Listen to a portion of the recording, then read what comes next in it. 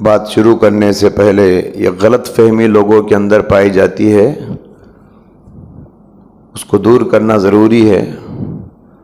پیارے نبی صلی اللہ علیہ وسلم نے فرمایا، من قام رمضان ایمانا واحتسابا غفر له ما تقدم من ذنبه۔ جو آدمی رمضان میں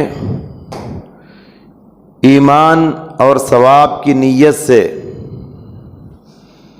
قیام اللیل کرے، یعنی تراویح کی نماز پڑھے، اس کے پچھلے گناہ معاف کر دیے جاتے ہیں۔ یہاں لفظ پہ غور کیجئے، رمضان میں تراویح کی نماز، قیام اللیل۔ کچھ لوگ کیا کرتے ہیں، پورا رمضان تراویح کون پڑھے گا، فلاں مسجد میں 10 دن میں پورا قرآن ختم کرتے ہیں، 10 دن میں تراویح ختم کر لیتے ہیں قرآن، وہاں جائیں گے 10 دن میں قرآن ختم کریں گے اور باقی 20 دن اپنے کاروبار میں لگ جائیں گے۔ یاد رکھیے، یہ غلط فہمی لوگوں کے اندر پائی جاتی ہے۔ اس طرح کے بہت سارے واٹس ایپ میں بھی، سوشل میڈیا میں بھی باتیں گردش کرتی ہیں۔ فلاں مسجد میں 3 دن میں نماز ختم ہو جاتی، قرآن ختم ہو جاتا، فلاں مسجد میں 7 دن میں پورا قرآن ختم، فلاں مسجد میں 10 دن میں پورا قرآن ختم۔ رمضان میں تراویح کی نماز میں قرآن ختم کرنے کی بات نہیں کی جا رہی ہے، بلکہ پورا رمضان قیام اللیل یعنی تراویح کی بات کی جا رہی ہے۔ آپ کسی حدیث سے یہ ثابت نہیں کر سکتے، کسی قرآن کی ایک آیت سے بھی، کہ تراویح کی نماز میں قرآن ختم کرنا سنت ہے، یہ ثابت نہیں۔ اگر سمجھتے ہیں قرآن ختم کرنا ضروری ہے تو آپ کی سوچ بھی غلط ہے۔ ہاں، کسی مسجد میں حافظ صاحب قرآن ختم کرتے ہیں، اچھی بات ہے، غلط نہیں ہے، لیکن یہ سمجھنا کہ قرآن ختم کر لیے تو کافی ہے، باقی دنوں میں اپنا کام کر لیں گے، تو لہٰذا آپ حضرات سے گزارش ہے کہ بعض لوگوں میں یہ غلط فہمی بیٹھی ہوئی ہے کہ فلاں مسجد میں 7 دن میں 10 دن میں قرآن ختم کیا جا رہا ہے۔ اب لوگ کیا کرتے ہیں، پورے ادھر چلے جاتے ہیں، جا کے 10 دن میں قرآن ختم ہو جاتا ہے اور اس کے بعد تراویح نہیں پڑھتے۔ تو لہٰذا اپنے آپ کو بدلنے کی ضرورت ہے۔ بعض جگہ تو کیا ہے، شبینہ ہوتا ہے۔ شبینہ کا مطلب کیا ہے، یہ ایک رات میں پورا قرآن ختم، 2-4 حافظ صاحب کو بلا لیتے ہیں، وہ 5 پارے، وہ 5 پارے، وہ 5 پارے، پوری رات نماز پڑھتے ہیں، قیام اللیل۔ اب پورا قرآن ایک رات میں ختم، باقی رمضان گھومیں گے پھریں گے۔ ہرگز اجازت نہیں، حدیثوں میں آپ نے منع فرمایا، 3 دن کے اندر قرآن ختم کرنے کو منع فرمایا۔ لہذا یہ بات اپنے ذہن میں رکھیں۔ الحمدللہ رب العالمین، والصلاۃ والسلام علی رسولہ الکریم، اما بعد۔ قال رسول اللہ صلی اللہ علیہ وسلم، اتقوا الظلم فإن الظلم ظلمات یوم القیامہ۔ صحیح بخاری کی حدیث ہے۔ پیارے نبی صلی اللہ علیہ وسلم نے فرمایا، تم ظلم کرنے سے بچو، اس لیے کہ ظلم قیامت کے دن تاریکیوں کی شکل میں آئے گا، اندھیروں کی شکل میں آئے گا۔ ظلم کسے کہتے ہیں؟ کسی کو ناحق مارنا ظلم ہے، کسی کو زخمی کرنا ظلم ہے، کسی کو ناحق قتل کرنا ظلم ہے، کسی پر ناحق الزام لگانا ظلم ہے، کسی کا مال ناحق ہڑپ کرنا ظلم ہے، لائروں کی طاقت کے بل پہ کسی کی جائیداد پہ قبضہ جمانا ظلم ہے، لائروں کی طاقت کے بل پر کسی کی زمین پر قبضہ جمانا ظلم ہے۔ ظلم کسی بھی صورت میں ہو، قیامت کے دن وہ تاریکیوں کی شکل میں آئے گا۔ آج ہمارے پاس ایسے لائر پائے جاتے ہیں جو سچ کو جھوٹ اور جھوٹ کو سچ بنانے کا ہنر جانتے ہیں۔ دنیا کی خاطر، پیسوں کی خاطر سب کچھ کرنے کے لیے تیار ہوتے ہیں، کیا حلال کیا حرام تمیز نہیں کرتے۔ یاد رکھیے پیارے نبی صلی اللہ علیہ وسلم نے فرمایا، کوئی قاضی، کوئی جج ناحق کسی کے ساتھ ناانصافی کرتا ہے، قاضی کے فیصلے کی وجہ سے میری زمین آپ کی نہیں ہو جاتی، قاضی کے فیصلے کی وجہ سے آپ کی زمین میری نہیں ہو جاتی، وہ زمین جس کی ہے اسی کی ہے۔ آپ نے فرمایا کہ کوئی آدمی منہ مرا ہوتا ہے، اپنی بات کو ثابت کرنے کی طاقت نہیں رکھتا، دلیل پیش کرنا اسے نہیں آتا، اور اس کے سامنے والا آدمی چرب زبان ہے، وہ جھوٹ کو سچ، سچ کو جھوٹ بنانے کا ہنر رکھتا ہے، اس کی بات کو سن کر کوئی قاضی اسی کی بات صحیح سمجھ کے اس کے حق میں فیصلہ کر دے زمین کا، جائیداد کا، تو پیارے نبی نے فرمایا وہ آدمی زمین نہیں جہنم کا ٹکڑا لے کے جا رہا ہے، جہنم کا ٹکڑا۔ حاضرین گرامی، یکروں کی زمین ضرورت نہیں، یہ ایک بالشت زمین بھی اگر کسی کی ناحق لے آپ لے لیں گے، قیامت کے دن کیا سزا ہے جانتے ہیں؟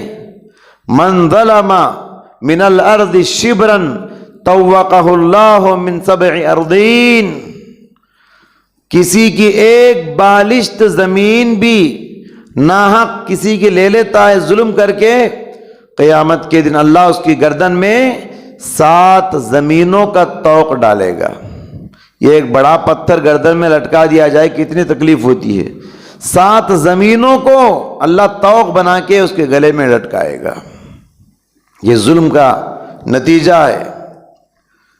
اور اللہ کے نبی صلی اللہ علیہ وسلم نے فرمایا قیامت کے دن ظالم کو نور نہیں ہوگا، روشنی نہیں ہوگی، جبکہ مومن نور میں آئے گا، مومن کے لیے روشنیاں ہوگی، ظالم ترس جائے گا، تڑپ جائے گا نور کے لیے، روشنی کے لیے، اس کو روشنی نہیں ہوگی۔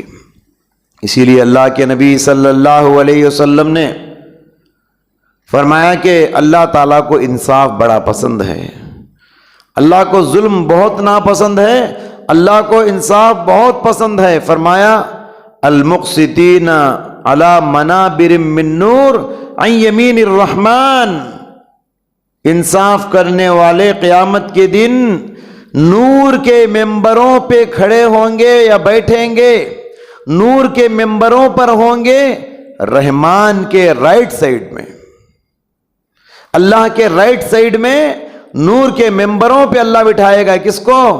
ظلم نہیں کرتے، انصاف پر قائم ہوتے ہیں۔ ایک اور حدیث میں پیارے نبی صلی اللہ علیہ وسلم نے فرمایا، اللہ تعالیٰ کہتا ہے حدیث قدسی، یا عبادی انی حرمت الظلم علی نفسی وجعلتہ بینکم محرما فلا تظالموا، اے میرے بندو میں نے ظلم کو اپنے اوپر بھی حرام کر لیا ہے، لہذا تم بھی آپس میں ایک دوسرے پر ظلم نہ کرو، میں نے ظلم کو تم پر بھی حرام کر دیا ہے، آپس میں ایک دوسرے پہ تم ظلم نہ کرو۔ اللہ کو ظلم اتنا ناپسند ہے، اتنا ناپسند ہے، انسان تو انسان، کوئی جانور بھی اگر کسی پہ ظلم کرتا ہے، قیامت کے دن جانور کو بھی ظلم کا، ظالم کو اس کے ظلم کا بدلہ عطا کرے گا، ظالم جانور کو۔ حدیث میں 2 بکریوں کی مثال دی گئی ہے، یہ ایک بکری کو سینگ ہے، یہ ایک بکری کو سینگ نہیں ہے۔ سینگ والی بکری بغیر سینگ والی بکری کو سینگ سے بھونکتی ہے، مارتی ہے، اور اللہ قیامت کے دن اس بکری کو لائے گا جس کو سینگ نہیں تھے سینگ دے گا، اور جس کو دنیا میں سینگ تھے اس کے سینگ چھین لے گا اور کہے گا دنیا کا بدلہ یہاں لے لے۔ تو جانوروں کے درمیان بھی اگر آپس میں ظلم ہوتا ہے، اللہ اس کو بھی ناپسند کرتا ہے، قیامت کے دن اس کا بدلہ چکائے گا۔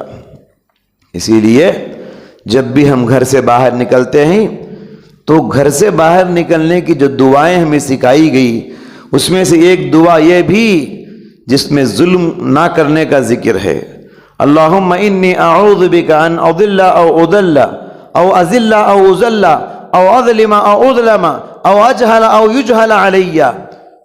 آخری میں فرمایا کہ او اظلم او اظلم، اے اللہ میں کسی پر ظلم کروں یا کوئی مجھ پر ظلم کرے میری حفاظت فرما. یہ دعا بھی ہم کو پابندی کے ساتھ پڑھنا چاہیے.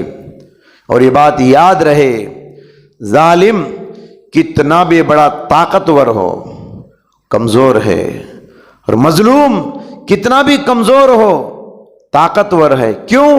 اس لیے کہ مظلوم کے پاس اس کی آہوں کی شکل میں ایک ایسی ہتھیار ہوتی ہے، اس کے آنکھوں سے نکلنے والے پانی کی شکل میں، آنسوؤں کی شکل میں ایک ایسی ہتھیار ہوتی ہے، اس کے پاس دعاؤں کی شکل میں ایک ایسی ہتھیار ہوتی ہے جو آن کی آن میں اس طاقتور ظالم کو جلا کر خاکستر کر دیتی ہے.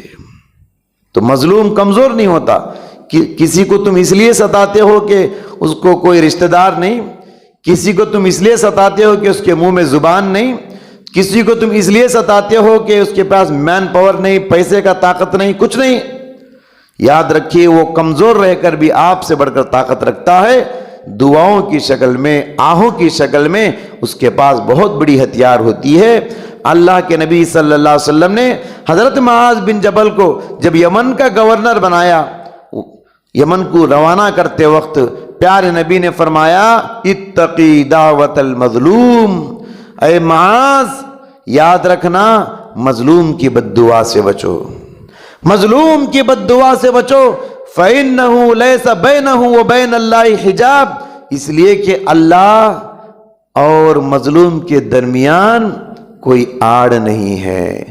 آہ جاتی ہے فلک پر رحم لانے کے لیے، آہ جاتی ہے فلک پر رحم لانے کے لیے، بادلو ہٹ جاؤ دے دو راہ جانے کے لیے.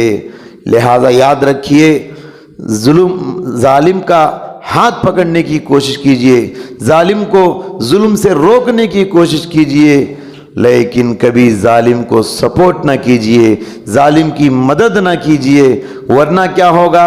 اللہ نے فرمایا وَلَا تَرْكَنُوا إِلَى الَّذِينَ ظَلَمُوا فَتَمَسَّكُمُ النَّارُ. ہرگز ہرگز ظالم کو سپورٹ نہ کرو، ظالم کی طرف مائل نہ ہو جانا، ورنہ کیا ہوگا؟ ظالم اپنے ظلم کے پاداش میں جس جہنم میں جائے گا، اس ظالم کو سپورٹ کرنے والا بھی اس کے ساتھ جہنم میں جائے گا. اللہ سے دعا ہے اللہ سبحانہ و تعالی ہر طرح کے ظلم و زیادتی سے ہم سب کی حفاظت فرمائے، انصاف کے دامن کو مضبوط پکڑنے کی توفیق عطا فرمائے. الہ العالمین ماہ رمضان ہے، رحمتوں والا مہینہ، برکتوں والا مہینہ ہے. اے اللہ اس میں خوب عبادت میں حصہ لینے کی توفیق عطا فرما، مسجدوں کو آباد کرنے کی توفیق عطا فرما، پابندی کے ساتھ تراویح کی نماز کا اہتمام کرنے کی توفیق عطا فرما. الہ العالمین دعاؤں کا اہتمام کرنے کی توفیق عطا فرما، صدقہ خیرات کرتے رہنے کی توفیق عطا فرما، اپنے گناہوں پہ نادم ہو کے شرمندہ ہو کے توبہ استغفار کرنے کی توفیق عطا فرما. اے اللہ یہ مہینہ جہنم سے آزادی کا ہے، ہم سب کو نار جہنم سے حفاظت فرما. ہمارے کمزور بدن، کمزور جسم نار جہنم کو برداشت نہیں کر سکتے. الہی ہم سب کو نار جہنم سے آزادی کا پروانہ نصیب فرما. ہمارے حق میں جنت الفردوس کے فیصلے فرما. پیارے نبی کے مبارک ہاتھوں سے قیامت کے دن آب کوثر نصیب فرما. رسول اللہ صلی اللہ علیہ وسلم کی شفاعت ہم سب کو نصیب فرما. آمین. وآخر دعوانا ان الحمد للہ رب العالمین.